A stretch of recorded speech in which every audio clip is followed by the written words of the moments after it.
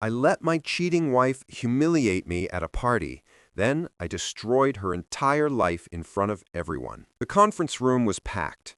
Celeste stood at the front, radiant in her designer dress, completely unaware that in exactly 7 minutes her entire world would collapse. She smiled at Kenny across the room, that same smile I'd seen in dozens of photos I wasn't supposed to find. My phone buzzed. Tiana's text read, "Everyone just opened the email. Don't look at her yet. Let it sink in." I kept my expression neutral, sipping my drink while chaos erupted in silent slow motion around us. Phones lit up like fireflies. Faces went pale. Someone gasped.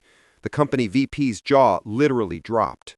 And my wife? She was still smiling, still oblivious, standing right next to the man she'd been seeing behind my back for 8 months. This was going to be good. But I'm getting ahead of myself. Let me take you back 3 months to the night that changed everything. The summer party at Gregory's house should have been fun. It was one of those corporate events where everyone pretends they enjoy each other's company outside the office. Free food, decent wine, the works. I was talking with some guys from accounting when Celeste's voice cut through the conversation like a knife. "Oh God, you want to hear something hilarious?" She was holding court with a group that included several of my direct colleagues and our manager, Patricia. "David actually thought he could fix the dishwasher himself last week. Spent 3 hours on the floor, tools everywhere, YouTube videos playing on repeat." People chuckled politely. I felt my face getting warm, but stayed quiet. "And the best part?" Celeste continued, her voice getting louder. "He flooded half the kitchen. I came home to find him sitting in a puddle looking like a confused puppy. I had to call a real repair guy who fixed it in 20 minutes. The laughter was louder now. Kenny, who worked in Celeste's department, was grinning widely. "Classic husband moment, right?" he said, and Celeste gave him this look, this private, knowing look that made my stomach turn. "That's David for you. Thinks he's handy, but he's really just helpless. I swear, sometimes I feel more like his mother than his wife." The group erupted in laughter. Patricia looked uncomfortable.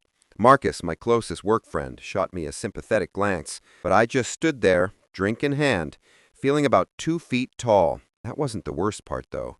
The worst part was watching her touch Kenny's arm as she laughed, the way they leaned toward each other, the inside jokes that had nothing to do with me. I went home that night and couldn't sleep. Something was wrong, deeply wrong. The humiliation at the party was just the symptom of something bigger. 2 days later, I did something I'm not proud of. I checked Celeste's phone while she was in the shower. The messages with Kenny started innocently enough. Work stuff, funny memes. Then they shifted. Compliments about her appearance.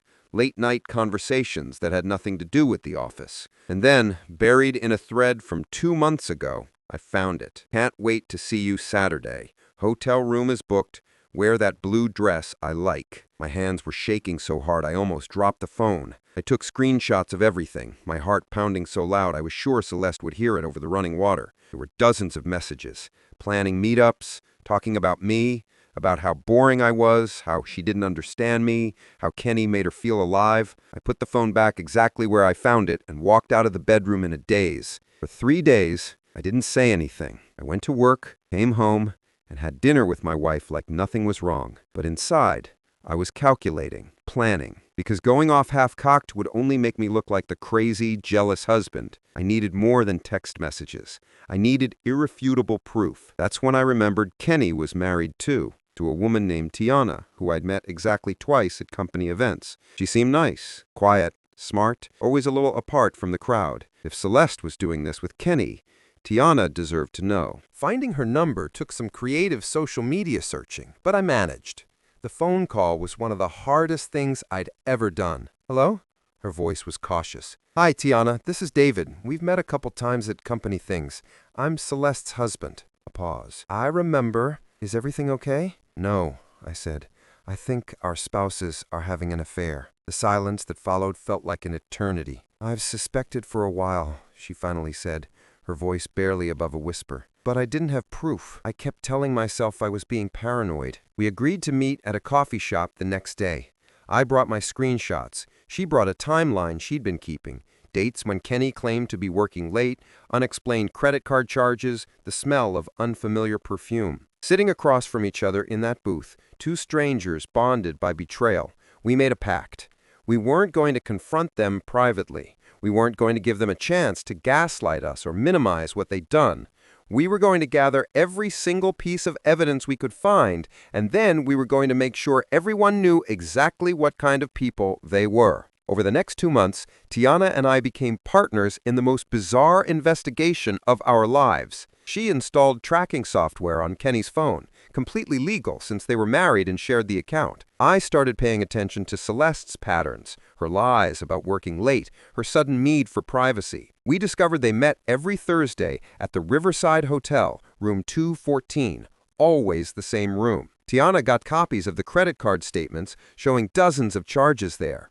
I followed them once, took photos of them entering together, staying for 2 hours, then leaving separately. But the real gold mine came when I found Celeste's journal. She'd always been a writer, kept notebooks everywhere.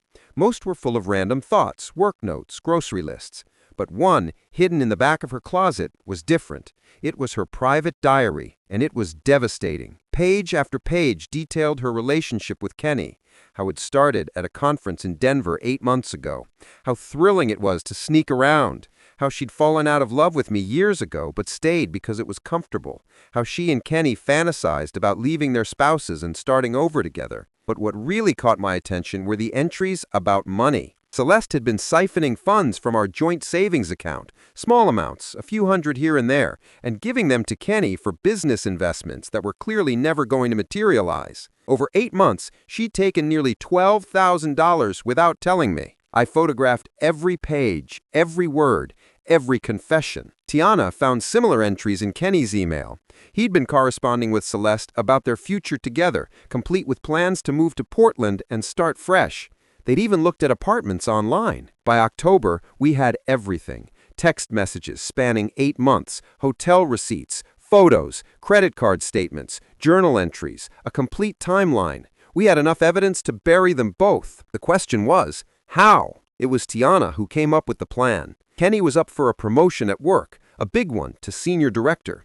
The announcement was scheduled for mid-October at a special evening reception. The CEO would be there, along with all the department heads, HR, and pretty much everyone who mattered. What if, Tiana said slowly, we made our own announcement that night? The plan came together piece by piece. We'd create a fake congratulations presentation, something that looked official, corporate approved. We'd load it with our evidence disguised as slides, and then we'd send it to everyone at the party simultaneously, timed perfectly for maximum impact. It was risky, potentially insane, but after 2 months of watching our spouses lie to our faces every single day, we were past the point to playing it safe. The hard part was acting normal, going to work, coming home, kissing Celeste goodnight while knowing exactly where she'd been that afternoon. Every day felt like walking on broken glass, but I couldn't slip, not when we were so close. The night of October 15th arrived. The reception was held at the company's main office, in the large conference room on the 8th floor. It had been decorated with balloons and banners congratulating Kenny on his promotion. Everyone was dressed up. There was catered food, an open bar, the works. Celeste had spent an hour getting ready, wearing a navy cocktail dress that probably cost more than my monthly car payment. She was excited. Kenny's promotion meant more prestige for their department and, by extension, for her. I wore my best suit. Tiana wore a black dress and the calmest expression I'd ever seen. We'd barely acknowledged each other in public over the past 2 months, maintaining the illusion that we were just casual acquaintances. The room filled up quickly.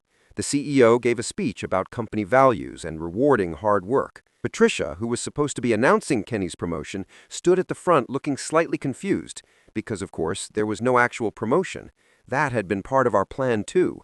Tiana had sent a fake email from a spoofed address requesting Patricia's presence at what she thought was a surprise announcement. At exactly 7:15 p.m., right as Patricia was about to explain the confusion, Tiana pressed send on her phone. Every single person in that room, approximately 60 people, received an email simultaneously. The subject line read, "The real story behind tonight's celebration." I watched it happen in real time. Phones buzzed and chimed. People glanced down reflexively. Then their expressions changed. Shock, horror, disgust. The email contained a PDF, 37 pages of evidence, organized chronologically with clear headers and annotations. Text message screenshots showing explicit conversations, photos of Kenny and Celeste entering the hotel together, credit card statements with hotel charges highlighted, photocopied pages from Celeste's journal where she described their encounters in graphic detail, bank statements showing the money transfers. We'd even included a cover letter written jointly by Tiana and me, explaining exactly what had been happening and how long we'd known. We kept it factual, no emotional appeals, just facts. The room descended into chaos within minutes. Someone dropped a plate. Several people started talking at once. The CEO, a silver-haired man named Robert, stood frozen with his phone in his hand, his face turning an alarming shade of red. And Celeste? She was still at the front of the room, standing next to Kenny, neither of them understanding what was happening yet. She was looking around, confused by the sudden commotion. Then Kenny's phone buzzed. He looked down. His face went white. Celeste pulled out her phone a second later. I watched the exact moment she opened the email, watched the color drain from her face, watched her knees actually buckle slightly. She looked up, scanning the room wildly until her eyes found mine. The expression on her face was something between terror and rage. She started walking toward me, but Patricia stepped in front of her. "Celeste, you need to leave, now." "This is insane! David, what the hell did you do?" I didn't say anything, just looked at her calmly, the way you'd look at a stranger. Kenny was trying to talk to the CEO, gesturing frantically, but Robert waved him off with disgust. "Security? We need security in the 8th floor conference room, now." The next 15 minutes were a blur. Security escorted both Kenny and Celeste from the building. People clustered in small groups, reading through the document on their phones, whispering. Some people came up to Tiana and me separately, offering awkward condolences or support. Patricia approached me, looking stricken. "David, I had no idea. None of us did.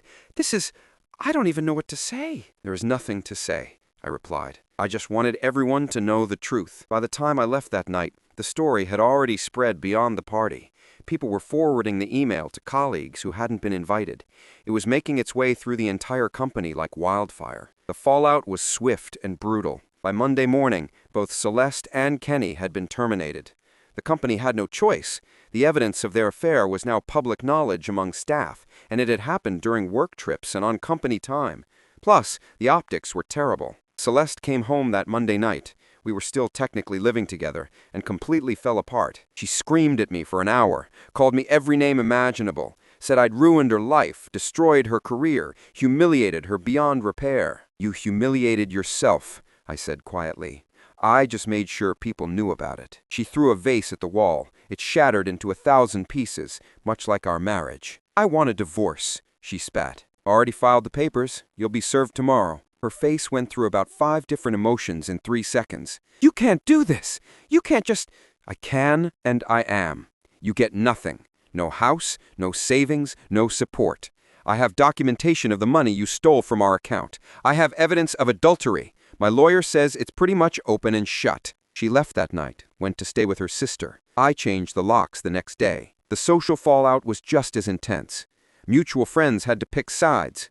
Most picked mine once they saw the evidence. It's hard to defend someone who kept a detailed journal of their affair. Celeste's family tried to maintain neutrality at first, but even they couldn't deny what she'd done. Kenny and Tiana's divorce moved faster than ours. She had even more documentation than I did, and Kenny didn't even try to fight it. Last I heard, he'd moved to a different state, couldn't find work in our industry because word had spread about what happened. But Celeste wouldn't let it go. She started calling me at all hours, leaving voicemails that ranged from tearful apologies to screaming threats.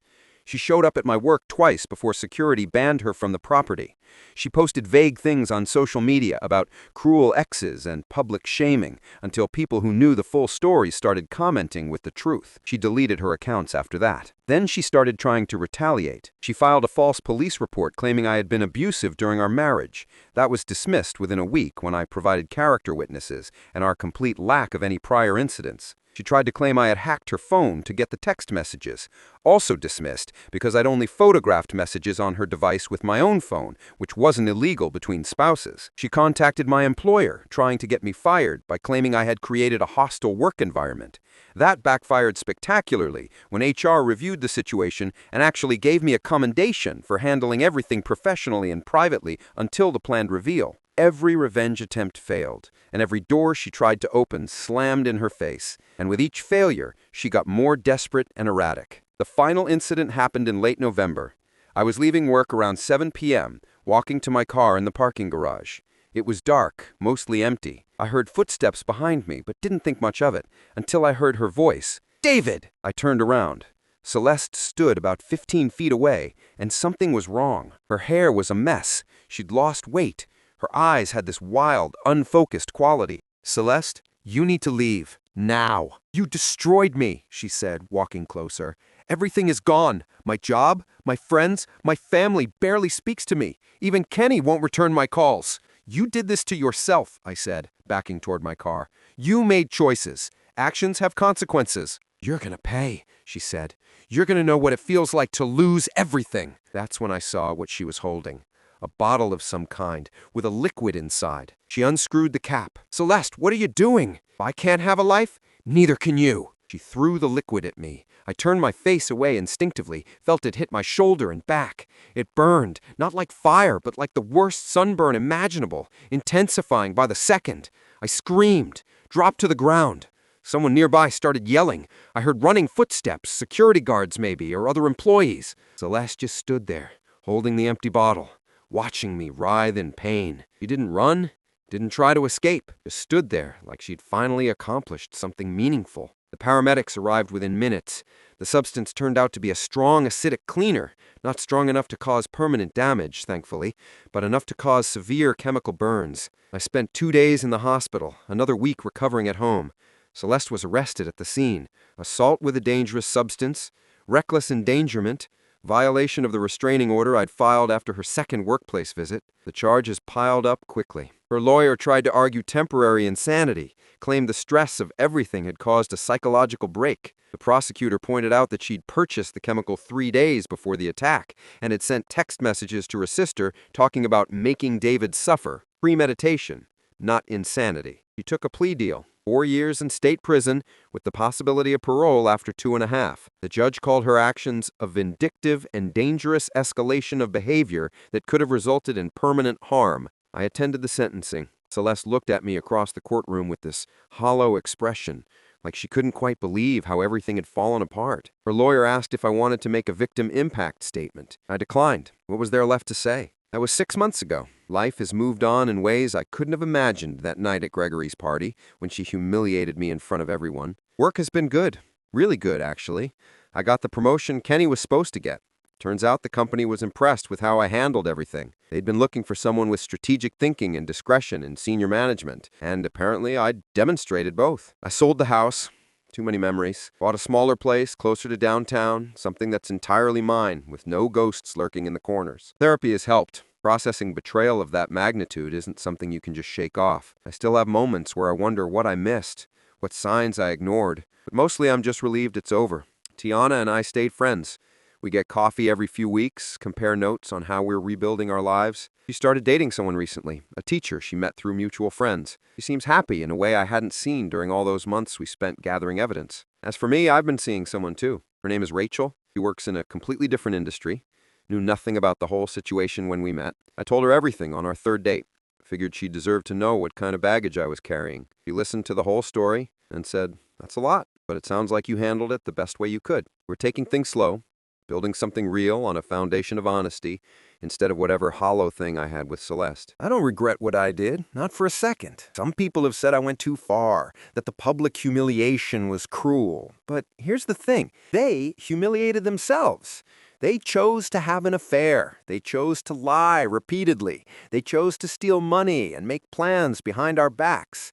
All I did was make sure the truth came out in a way they couldn't deny or minimize. The alternative would have been confronting them privately, giving them the chance to manipulate the narrative, to paint me and Tiana as jealous or unstable. We would have been the bad guys somehow. This way, the facts spoke for themselves. Sometimes late at night, I think about that moment in the conference room when everyone's phones lit up simultaneously. The collective gasp. The way reality crashed down on Celeste and Kenny at exactly the same time. There's a part of me that feels bad about the satisfaction I felt in that moment. But mostly, I just feel free. Free from the lies, the gaslighting, the constant feeling that something was wrong but not being able to prove it. Free from a marriage that had been dead for years without me even realizing it. Celeste will be out of prison eventually. She'll have to rebuild her entire life from scratch. Part of me hopes she finds a way to become a better person. But that's not my problem anymore. I did what I had to do to protect myself and reclaim my dignity. And if that makes me the villain in her story, I can live with that. Because in my story, I'm the one who survived, who moved forward, who refused to be a victim. And honestly, that's enough for me. Write what you think about this situation. Also, if you like this video, give a thumbs up, subscribe, and turn on the bell to receive notifications about the latest videos. See you next time. Bye-bye.